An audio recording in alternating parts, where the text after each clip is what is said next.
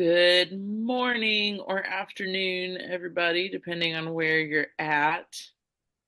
As we let people into the waiting room, if you want to just click the little three dots on the upper right-hand side of your screen, and I can lead by example, you can make sure that your name reflects who you are, and we'd love to know where you're from and the name of your farm if you want to add that as well. So if you click those three little dots and go down to rename on the menu, you can change that. And if you want to throw your pronouns in there, we love to address you as you like to be addressed.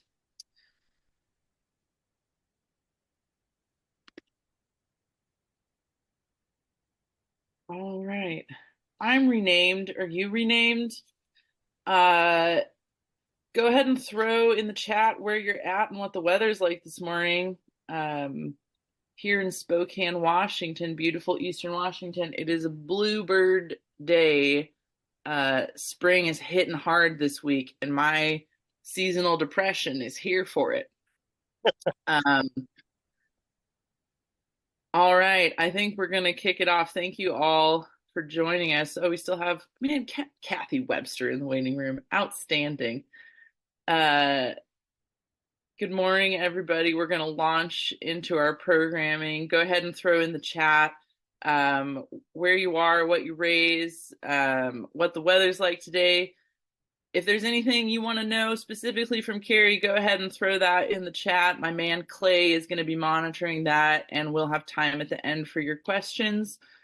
I also want to give a brief shout out to Aubrey, our new programs manager at the Good Meat Project.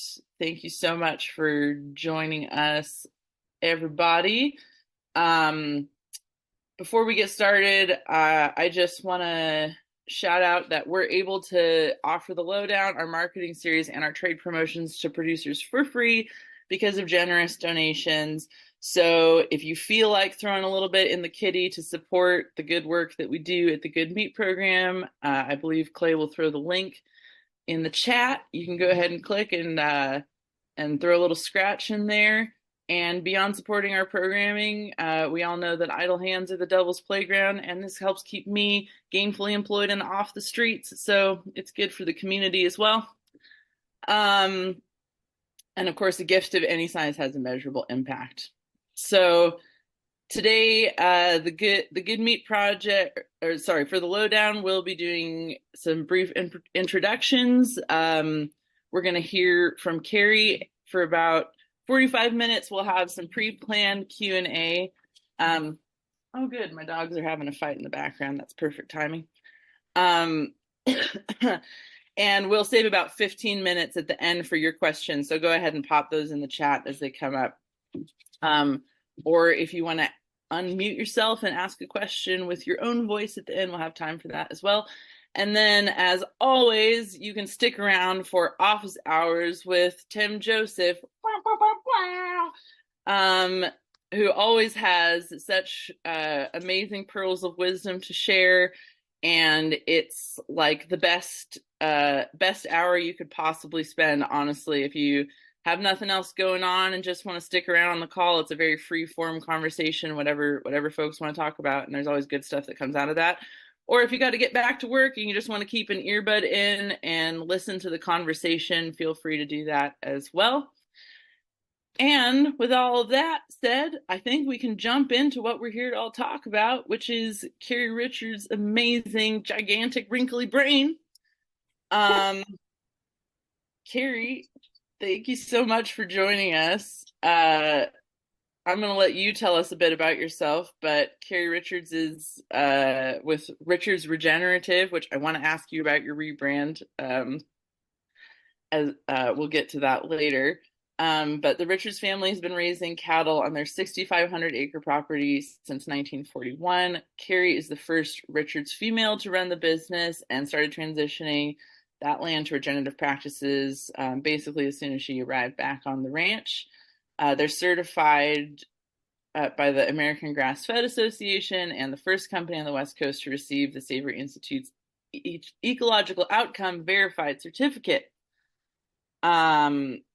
So, Carrie, Yes. beyond that, do you want to tell us a little bit about your background and your business and what you do, just to get us grounded in some context?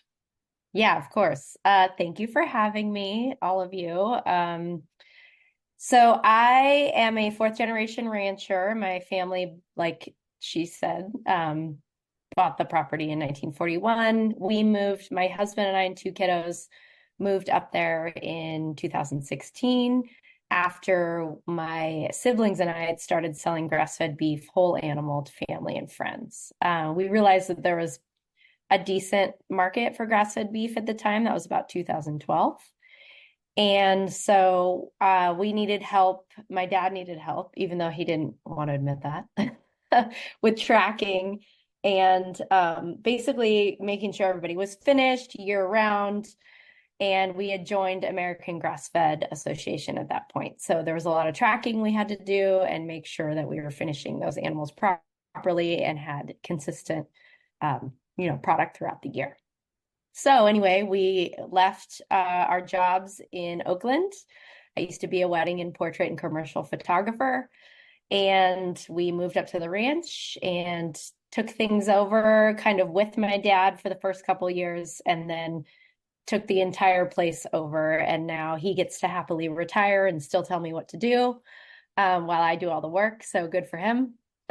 And yeah, so my brother and sister and I built, it was first Richards grass-fed beef, and we sold mostly in the Bay Area and Sacramento. And it was wholesale, a little bit of online retail, and then whole animal.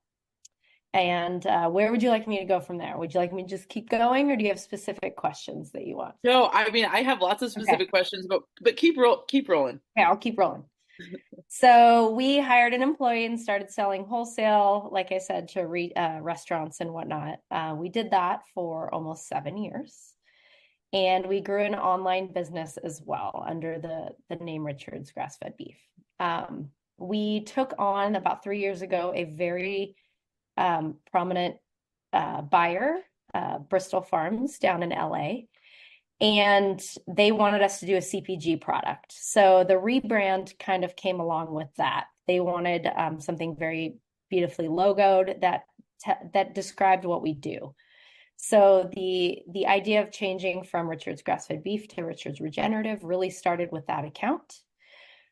So we, took forever to redesign our packaging and our name and whatnot, and created this really beautiful logo that said regenerative on it because we wanted people to see the word and then start talking about it and, ask the butcher, what does this mean? Because as we all know, describing what regenerative is to the consumer is very difficult. We thought having the word on our packaging would at least open up the conversation.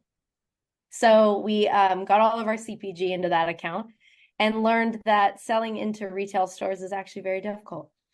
And we're happy that we did the logo change and everything, and that has been really, really successful. But selling into large retail chains is with distributors and all the minimums and everything was very difficult.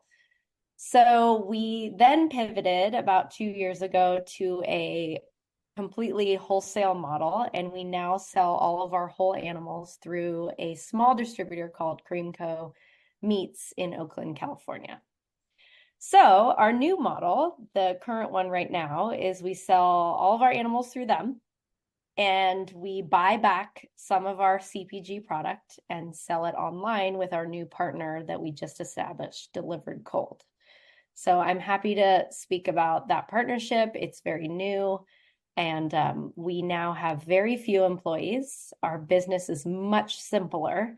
The margins are obviously smaller, but also we have a little bit of ease of mind, and we're able to partake in growing the animals and getting more leases and getting more animals into our program. And that's kind of our focus right now. And CPG, that's consumer packaged good. Correct. My silly light is messing with me. Just a moment, everyone. I'm trying to get the lighting right in this room. So our new model right now is we are basically selling almost everything to our distributor. They manage all of our accounts. They got us into all the Sprouts in California with our CPG product. So they are now That's a managing. grocery store chain. It's a grocery store chain in it's actually across the US, but we are just in the California markets. Gotcha. But with our small team in the past, managing the retail accounts, managing online sales, managing all the different pieces that we had our hands in was just really difficult for us. And so this 100% distributor model has been a better avenue for us. It doesn't mean it's, the way that you're supposed to do it, but that's what's been working for us in the past. So it's been about 18 months. That was a lot of information. Great. No, that was, thank you. Yeah. I just want to take a quick break to say that my esteemed co-host Alex Miller has joined the call. He was chasing some critters somewhere, but he's here, and thank you so much, Alex, for for joining us. And I hope you got everybody back where they're supposed to be. Oh, you're muted there. More or less when they need to go. Carrie, good seeing you again. Close enough. A quick question, Carrie. Could you have done the distributor route if you didn't have the CPGs in place already? Great question. Yes. They are a one-stop shop. So the whole animal, we take our whole animals to slaughter down in Merced at Yosemite Valley. They break it down to primals. We were already using Creamco for steak cutting and grinding. For our schools accounts, we sell into some of the tech companies, and we were already using Creamco for a lot of our production anyway, our second production. So we basically kind of went all in with them because, things got tight in the last couple of years and everything seems to be 3 times more expensive than it used to be. And we just needed a simpler model. Right. Thank you. Yeah, of course.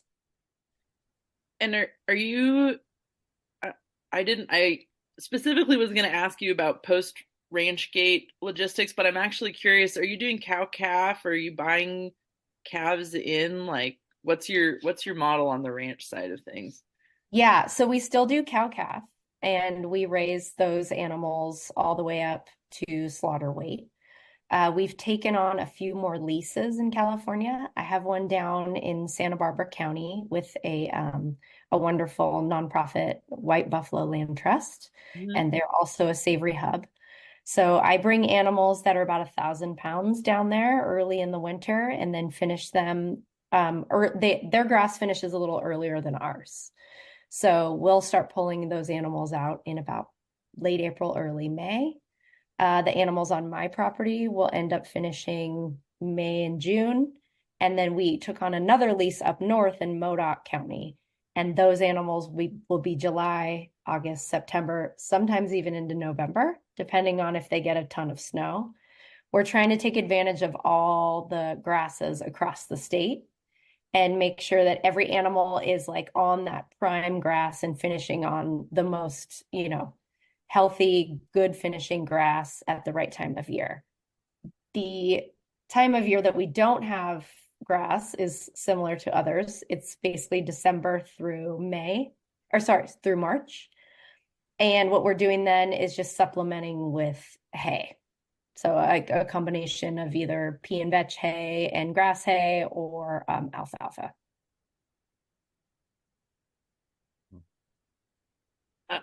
I know I came in a little bit late. Did you talk about the Savory Institute and what you're doing there with the OV, or have you already addressed that? I have not, but I will talk about that. Yeah. We joined the EOV program in 2018, I believe. So as far as I know, we are the first producer group to have had 5 full years. And so we had a baseline sampling, which was veg, carbon sequestration, water infiltration back then in 18. And then last year we did our 5-year. I haven't gotten my data yet, otherwise I would share it with you. But they come out every year and they do it's all GPS transects across our property. And they do veg evidence of plants and animals and bugs. They do that every year and take pictures, before and after pictures. And then every 5 years, they do the soil sampling and water infiltration sampling. We also partake in the Rangeland Network with Point Blue, which is our biologists in California, and they come every 2 years. Every other year they do veg, every other year they do water infiltration and carbon in the soil. So those reports we've gotten, and every year we've increased, or every time they've sampled, we've increased a little bit more carbon in that deep soil. So it's really exciting. So maybe something I'm doing is helping.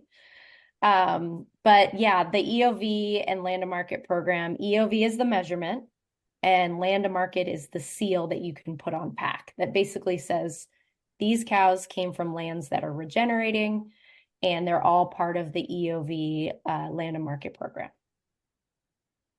So that's a lot of certifications that you're managing, it sounds like. I'm assuming that's important in terms of having like a consumer facing good, like being able to communicate, like clearly communicate the value proposition. I wonder if you can talk a little more about both like what you see the value of those certifications being, and also like how you keep up with the burden of the record keeping for all of that. We could have an entire webinar on that. We strategically chose the two certifications we have, which is American Grass-Fed Association and Land to Market, because AGA is about the animal and Land to Market is about the land. So we felt like those two together really kind of covered what we do and what our focus is, which is regenerating the land and treating the animals with respect and making sure they're eating healthy forage. So those two, I feel like, are really wonderful together. And there's a few of us out there that have those same combinations, and we work with a lot of them.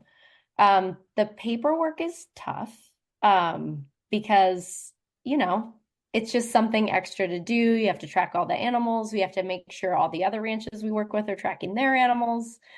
And then we're constantly being asked to add other certifications. So GAP, organic, everybody wants us to add all of these, but since we have a producer group, it's not so simple. So I could get my place organic tomorrow. Those animals wouldn't be organic, but their babies would be. And those don't finish until 2 years from now. So we just haven't snapped the chalk line on organic and decided to go for it because we'd have to kind of get everybody else on board, as well as if we want to grow, we're going to have to bring in other people that are organic or GAP. So the certification game is really, it's really tough. We feel like we've chosen two really dynamic options, and to add another one would be pretty difficult. But I understand, like, you know, you get to a certain point and the consumer asks for more, and you have to weigh the cost, and you have to weigh, are we going to get paid more for that? Or are we already at the cap of what we can get paid for these animals? So it's tough because as a consumer myself, I look for that organic seal. I look for those non-GMO seals. I obsess over those things. But as a producer, it's a totally different story because you're managing it all. So I don't know if I answered your question, but it is a tough thing to weigh which ones to take on and which ones to let go and which ones to just push into the future. I don't want to take any time away from Carrie, but I want to make a plug here for Tim. In the past, we've talked about these certification programs. I know Tim's got a lot of experience with that. And if you want additional information about that, you might check with him in the office hours following this session with Carrie. Carrie, back to, you said you were seeing improvements in your EOV data. Are the improvements being driven by input you're getting from them, direct advice, consulting, or is it stuff you were doing anyway and they're just documenting the progress? Yeah, so I'll back up a little bit. When I moved to the ranch, we were on the set it, forget it program. So animals went over here this time of year, they went over there that time of year, we ate it to the dirt, moved on. So I implemented a grazing plan kind of right away. And I was really lucky because I met the Point Blue folks and they did baseline data before I made any of these changes. So what I did with them is I invited them out, they did our baseline, and then the first 2 years when we got the remeasurement, we noticed, certain pastures had improvements and certain pastures didn't. Luckily, I was able to have them come out and, like you said, give me advice on, okay, we're seeing this in this pasture. And then I would discuss what I did in that pasture. Like, oh, well, we tilled there 10 years ago, or we added seed, or I did nothing. I just put in animals and, mob grazed it and then they left. So what we learned from that visit is that the moving the animals quickly in larger groups through the growing season seems to have made an impact. But again, there's rainfall factors, there's all sorts of other factors that we have to think about. And then the ones where we saw crazy, changes, either high or low, usually it was from impact like either tilling or like NRCS clearing contracts, and it messed with the carbon in the soil, either releasing it or burns. So it was really nice to actually have some time with them to walk through the pastures and look at all the numbers and talk about what we did and what we didn't do. All right. I appreciate you letting us go down that rabbit hole. Yeah. Let's Back to marketing. Sorry let's about get that. back on topic on shipping meat. So can you talk to me about logistics of, I mean, you talked a little bit about how your wholesale products are managed, but walk me through a little bit more about let's start with like the logistics you're at now, and then if you could talk me through some other ways that you've tried that in the past and what has and has not been effective. Right. So in the past, we would take in product. We had a warehouse in the Bay Area, and then we had an employee, and we would bring in certain products, all individually, wrapped steaks. We would take them all into inventory. People would go online and order.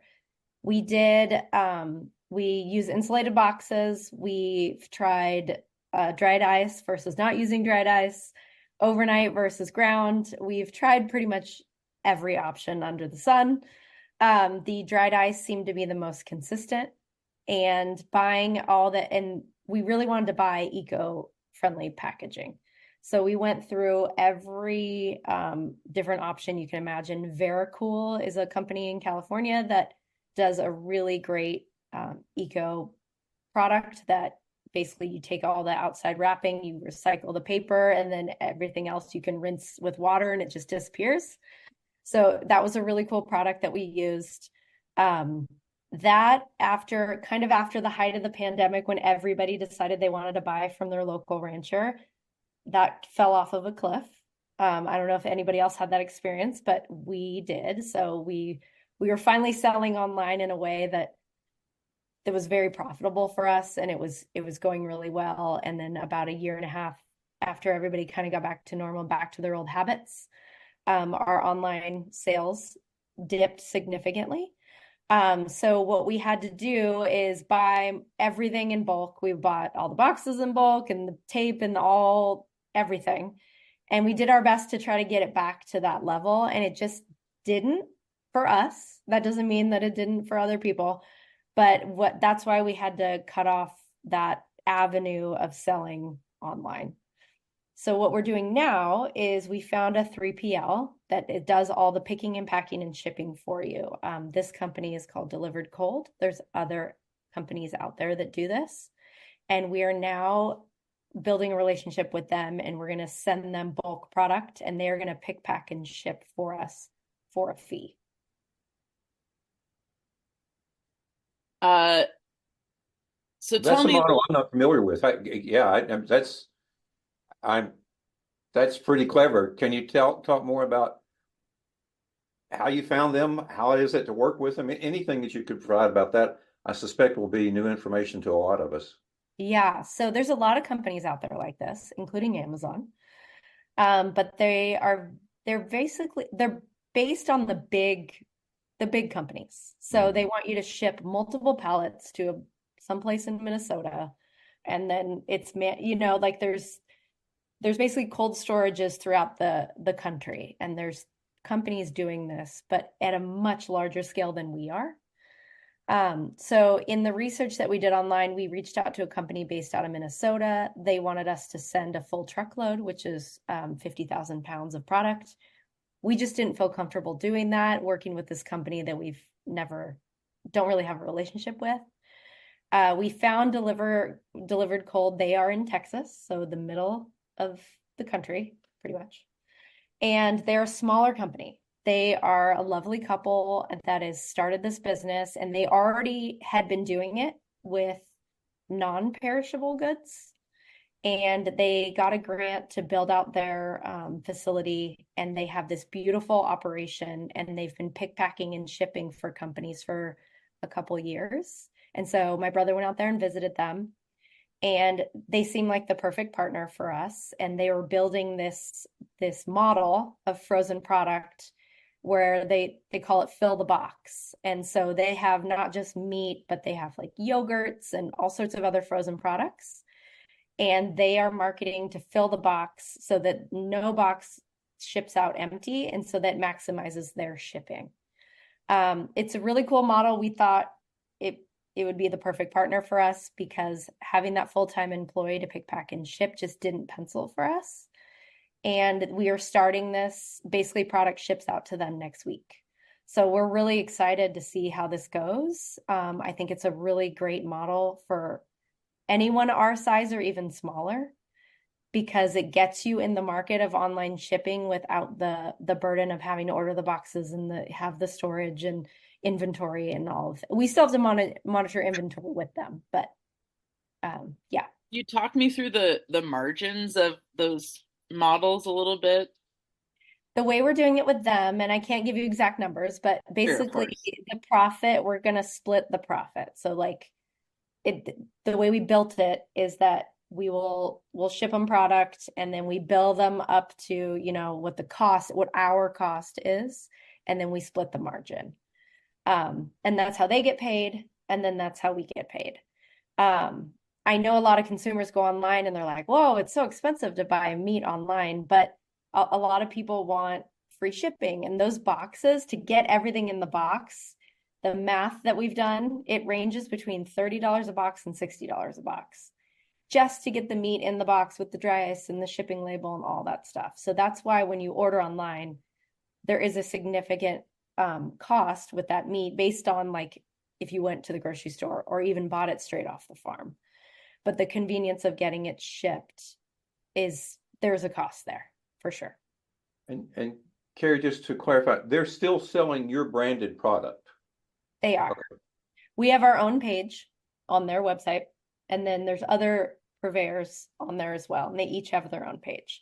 So they're advertising us with our branding, which is wonderful because then we can just advertise to all of our customers that have bought from us in the past, like, hey, it's still our product. Here it is. Here's our page. And then they do all the pick, pack, and ship for us. So you no longer maintain your own e-commerce site at all. Everything's going to come through them. Is that the model? Correct. And like I said, this is new for us, and they're a pretty new company. So we're kind of growing together. I'm not saying it's going to be perfect. There's going to be, the usual issues that you have with customer service and all those things. But we have an agreement to like help them with customer service and to help market as well. So they're going to market us, we're going to market them, and we're going to continue to talk about like, come buy our products online. It's just the link will be to their storefront. Just to jump in, I think what you did is really smart and just a good framework for people to think about in general, and that you're trading a fixed cost, which is hard to cover and sort of becomes a hamster wheel of death, for a cost attached to a unit that you're selling. And so you can contain the math and attach it to a unit, and it will either work or won't work, but you don't have this big gray area that you're trying to manage all of it and outrun those fixed costs yourself, right? So I think that's really sounds like a smart move, and I hope it works really well. But it's a great thing to think about in general, and all fixed costs are what generally make things not fun. And so the more you can eliminate them and attach them to a unit on a per unit basis, the better. I think that's brilliant what you did. Yeah, thank you. You know, when you screw up things 400 times, sometimes you figure it out and it's something different. Yeah. So on the question of scale, Mhm. I mean, I'm assuming the model you're engaged in now, you definitely need to be at a fairly large scale to justify having like a central distribution center in the middle of the country. Um, I think a lot of producers on this call are operating at a notch or two below that scale wise. So, um, you kind of mentioned that it was challenging for you to have a full-time employee who is in charge of picking and shipping. So I think there's kind of this mid tier that is really a challenging place to be in. Like, is there in your like based on your experience, do you see like a space for kind of the micro producer doing shipping on a smaller scale than what you were trying to do on their own? Do you think there's a place for that? Yeah, so when you're doing it at a smaller scale, we were doing it ourselves, like when it was much smaller, and we were selling like pre-packed boxes, and that worked pretty good up until a point. And then there was a tipping point of about, I don't know, 20 orders a month, because we were trying to do the same thing that this company is doing, fill the box. We were trying to do, you know, $100 a box, it fits X amount of pounds. That worked for quite a while. And then the request for like, we want to be able to pick our steaks. We want to be able to pick, I want 2 things of ground beef. I don't want 6. So in effort of trying to pivot to the customer's needs, it created a level of complexity that was manageable, but it was also very expensive. I just learned about a new company called Chop Local, and they kind of market themselves as an online, what's it called, farmers market. So same thing as Delivered Cold, like you have your own page and they help market you, and they have wonderful SEO to get people to your page, but you have to still pick and pack and ship. So that would be like maybe like step one. If you have the capacity to have a big enough freezer and buy all the shipping materials, Chop Local could help you market your product, which is also a big feat and a big task to take on. So that's kind of a really good, I would assume, entry level place to start. And you can link your Chop Local account straight to your personal website, business website. So that would be a good one. But yeah, we were kind of in that middle level where we're trying to cater to the people that want to order 4 steaks and 4 things of ground beef.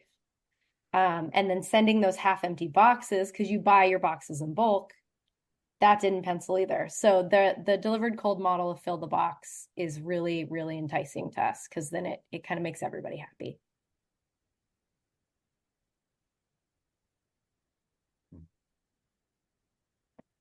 You talked Go about how ahead. you downsized your organization. I'm sorry, Beth. How you downsized what are the different assigned tasks now that of the remaining jobs inside the ranch? So right now I am kind of overseeing operations on our home ranch, as well as our leases across the state. And so I'm in charge of managing what cattle come from what ranch at what time of year, and coordinating with our distributor on when they go, timing, shipping. That's my job. My husband and our employee on the ranch are the on the ground folks. And I'm also in charge of a lot of the marketing, grants, and kind of everything that has to do with the animal side. My older brother is in charge of all things tracking. We track every animal, where they come from and where they go and what customer. So he is building a software. He's building software that we've been using for 10 years, but he's building it to then share with other operations to help them track their animals and certifications. Yeah. And that's it. And Wow, that's it. I mean, my that's sister does all of our graphic design. yeah. We really had to dial it down because we had our hands in too many things. We were trying to manage large stores like Bristol Farms, which is a chain down in LA. We were trying to manage selling directly to restaurants and small grocery stores. We had 2 different warehouses in 2 different locations. One of them was for all of our retail stuff. One of them was for bulk stuff. We were selling white label in bulk to large companies that were then taking our product and selling it as theirs. And we had our online site. I mean, we were diversified so that like it was nice that, you know, when one area wasn't doing well, we could kind of lean on the other area, but we had our hands in too many things. And so we really just had to like dial it back. Now we're focused on wholesale and we're focused on getting retail online back up. When we get a good hand on that, then maybe we can dive back into some of these bigger conversations. But it's just one of those things where we had our hands in too many things. Yeah, I'm curious about how you sussed out like the profitability or viability of each of those different channels and how you kind of settled on a shipping model as the one that made sense for you. Because I mean, there's risks and rewards to each of those strategies. So I'm kind of curious how you weighed the benefits of all those things. What it really took is my siblings and I whiteboarding every customer. Like we put them up on a board and we said, how much does it sell every month?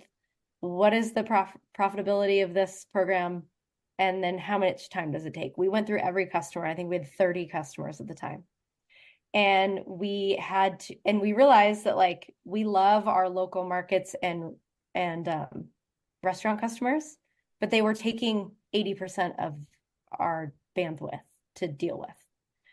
And so we had to figure out a way. So that was like one big aha moment. Our bulk customers that were buying our product and putting it into their white labeling it and putting it into their program, the margin was so slim on those. But they were easy. So we're like, okay, we could keep those and then just have our distributor manage those. And then when it came to online retail, we loved it because we love the interaction with our customers and we love that like it's going to families and it's going to friends and that anyone can go online and try a couple steaks. That was a really high calorie, high dollar program. And so we held on to it as long as we could because that was kind of like where our heart was, because we want to be able to like get our product to anyone that wants it. But it wasn't profitable at the time. And so we had to cut it. We kept all the programs that basically we thought our new distributor could manage for us. And that was kind of how the decisions were made. We had to look at every single avenue and decide like, is this something we can do or we could have our distributor do for us? I'm curious also about the carcass breakdown, like how are decisions made about how you're going to have animals cut up? I mean, I'm sure that's reflects some seasonality. But is that something like the distributor is calling the shots on now? Or are you guys making that call based on your experience?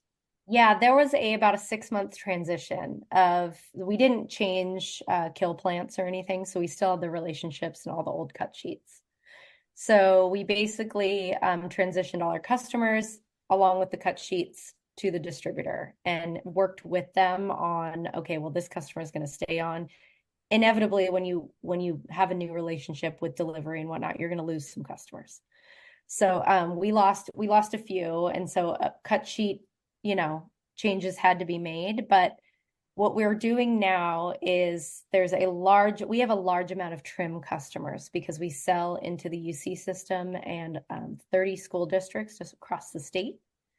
So all of the lower end cuts and trim mostly go to those programs. And I see Kathy's on here. Kathy was a big part in that. We had a group, it's called Beef to Schools and Institutions. And we all got together and basically helped the schools figure out how to order from us. And Creamco was a big part of that because they're a small distributor. So most of our lower end, more inexpensive cuts go to that program. The higher end cuts get marketed to small grocery, now retail, because retail is that higher margin that can make everything else kind of work. And so in wholesale, sometimes you can get customers to pay for that ribeye at that price that you need so that the ground beef works and the whole carcass works. But what we've learned over many, many years is the price of the ribeye and the New York and the filet basically trickle down and make sure that your lower end cuts are low enough that you can move them. So our carcass breakdown is based on like the higher end. We start with the higher end cuts and where are those going and what's that margin? And then it kind of trickles down from there. I hope that answered your question. Yeah.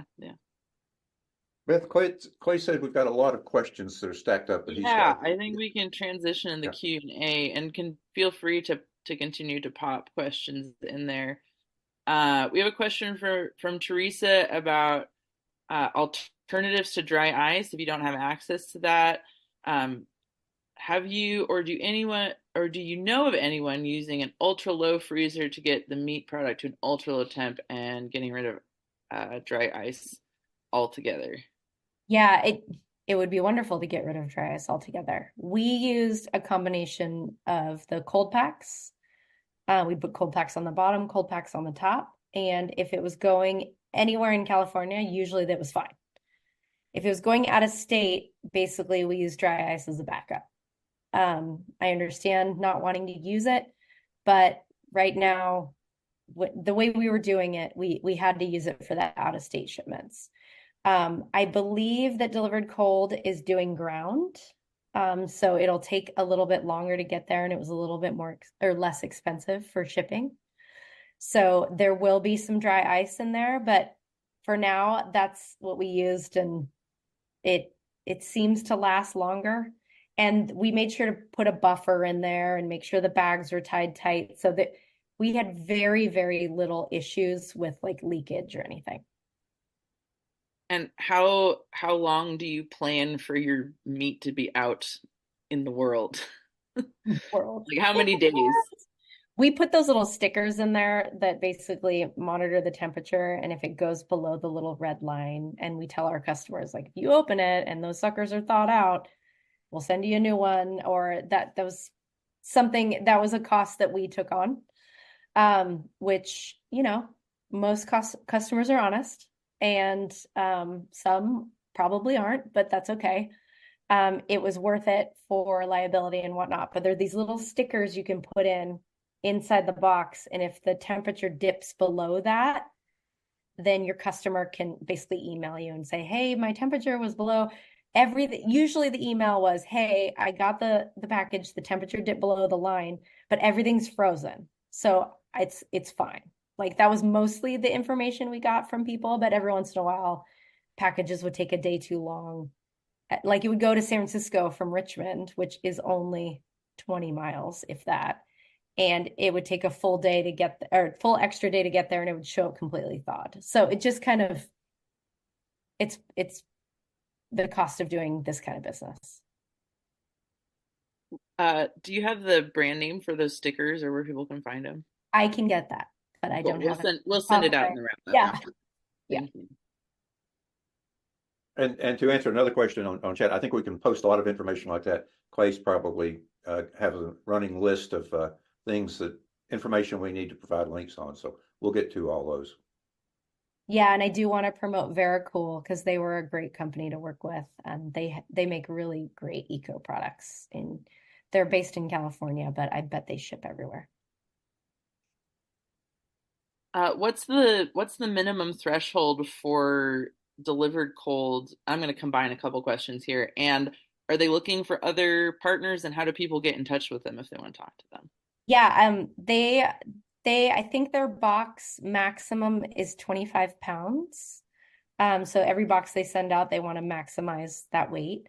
They are looking for people to sign on. So I would just email them directly and say they heard about us through Richards Regenerative or Carrie Richards, because they're trying to grow their business, because I'm sure they have a number they need to hit of sales that cover all of their costs for their amazing frozen facility. But yes, I would reach out to them if you're interested.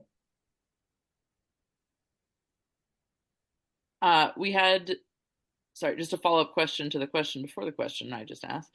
How many how many days, how many days do the cold packs last? Do you like 3 days? Is that a safe bet? We saw like 2 days was no problem. The third day, it just kind of depended on the On the weather, weather. delivery, on all those things. But 2 days, usually 2 cold packs on the top, 2 cold packs on the bottom, which again makes that box kind of expensive to ship, but that seemed to be the right amount for us. Real nitty gritty question here, Carrie. Mhm. Were you buying big blocks of dry ice and then cutting them yourself, or what were the logistics of that, as well as on the gel packs? Were you just buying gel packs, making gel packs? Any of those details might be Yeah, we useful. were buying gel packs in bulk, unfrozen, and then my employee would put them in the freezer and then have them ready for the following week. We'd buy in bulk, when we had the cash flow, and then we'd buy it randomly from Uline when we needed them last minute. As far as the dry ice goes, I think if I remember correctly, he would buy in bulk, like 300 pounds at a time, in individual bags of 10 pounds. So it'd be like 10-pound bags in a big giant box, and then that would all go in the freezer. And he would order that like the day before or a couple days before shipping day. We always shipped on Tuesday to make sure we had like the time. So, sorry, Wednesday. We'd get the dry ice on Monday. He'd pick and pack Tuesday, would ship Wednesday to try and get it in that 2-day window before the weekend. If you hit the weekend, that's when we would lose a lot of product because it would either sit on people's porches or it wouldn't make it until the following Monday. So the timing is a bit of an issue, and another reason why we never went full US shipping, because logistically it was tough for us to hit that mark. And just to clarify, you were putting a 10-pound block in the box. Is that what you're saying? Yeah, it would be really flat. It's like a flat little guy in a bag that would set right on top of the cold pack, so it wouldn't be touching the meat. Good. Thank you. Mm-hmm. Yeah, I'm just curious if you have any more pearls of wisdom for shipping for very small operations that don't have enough product to partner with a third party. Um, this person Yeah. specifically lives in a very remote area and would be shipping like 5 to 10 pounds at a time through UPS commercial account. Yeah, my advice basically is just to do the math on buying the boxes in bulk, the liners, the cold packs. What we did at first is we would send them out to ship them all to friends and family. So ship them Northern California, Southern California, middle of the state. Everyone calls back and reports, okay, it showed up frozen. It looks great. You need more logos on here. Like working with your friends and family across your state for like round one, and then figure out, okay, what was the math on that? It all is about profitability. So if you have the time and energy or an employee that can do that for you, awesome. But you just have to do the math on all of it and if it makes sense. All right, we have a question here about dealing with shelf life and running sales or promotions to move things you need to get through. How do you deal with that? Sales usually. So shelf life, we do a year. When we get close to that year, then we do a big sale to unload inventory. Again, we're now working with a new partner. That's what we did in the past. And then when it hits that year mark, we usually have like friends and family deals where we explain to them like this product is totally fine, but it's out of the window of sales. So if you want it, it's at a discount. We've done that recently, actually. We brought in a bunch of product to the ranch and we invited friends and family up in the community and just had like a giant beef sale party. It was awesome. Not awesome for the bottom line, but awesome for freezer space. But yeah, you have to navigate and inventory systems, which is why we built our own. Inventory systems are really important because you need to be able to run those reports and go, ooh, the ribs that we got last month are actually older than we thought they were. So we got to make sure to move these suckers. And okay, we're going to do a sale on whatever that needs to move. But yeah, you definitely have to pay attention to shelf life for sure. Is All right, the we have. Oh, go ahead, Alex. is the tracking software that you're developing, does that do that sort of capture that sort of information as well, or is it just for certification of where the animals have come from, what protocols have been used on them? So it's both. We have the animal to box beef phase of the software, and then we developed a scanning system for basically it was for our online operation, because once you break a case, you have to scan all those steaks individually, and it becomes a very big inventory tracking feat. And so we did it that way for a while, and then COVID hit and we couldn't get into our inventory in our warehouses because they wouldn't let us in. And so that part of the business kind of fizzled, but now we're starting it back up with our new partner. But we do have the scanning availability, the availability to do all those inventory reports and location. So like, okay, all these ribeyes are at delivered cold in Texas when you scan the button. So it's a really dynamic system that needs some tweaking, but we wanted to build a system that tracked everything all the way through. We're trying to add in all of our EOV and Point Blue data to our system as well. So you can have that soil data on top of inventory data. So that's our next phase as well. Very cool. Question from Nadia: how do we find your products? I went to the Delivered Cold website and I can't find Richards Regenerative. We haven't started yet. Next week? April 1st. I just posted about it today on Instagram, and we sent out an email. So we're kind of like leading everybody up to it. So the order's been made, it's going to ship next week, then they have to take it into inventory. So we are not live yet, but it's in the works. So we wanted to tease it before it all gets there. And did you say what region of the country they serve from Texas, or is it nationwide that they're doing? It's nationwide. It's 48 states. So 40, no okay, Texas or Alaska. Sorry, guys. But yeah, they have really good shipping rates and packing and everything, so they're able to get it across, which we were not able to do financially. Question from Betsy: what type of insulation in your boxes did you use? We used I think it was corn-based from Vericool that like disintegrates with water. It's wrapped in paper that has like maybe a wax coating on it. But basically, if you look up eco-friendly, sustainable package box liners online, there's a million companies, but we used Vericool in California. And it was a great product. And we still have a ton of it because we bought it in bulk. So we're still using it. And then we just have one more question about that inventory system. That's something you're going to make available to other folks? Is that Yes, that's the goal there. So if you're going to share my contact information after this, it's just Carrie at Richards Grass-Fed Beef. Or you can go onto our website and do the contact form and just ask about our system. And my brother is taking on beta customers, like people, farmers and ranchers, processors, to test it out and give us feedback. So yeah, if you're interested, please reach out. Cool. And are you guys like, is that a business for you all? Like, or we think it will be, but the meat industry is complex. And so we have to figure out who is the customer. Like, is the processor the customer? Is the rancher the customer? Can we link those two people together?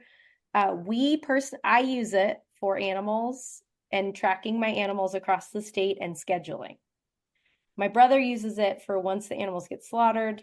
He then takes in the inventory of box beef and then moves it as a sale to Cream Co. We will then use it now when we buy back our product for sale online. We'll take in that inventory as individual steaks and track it there.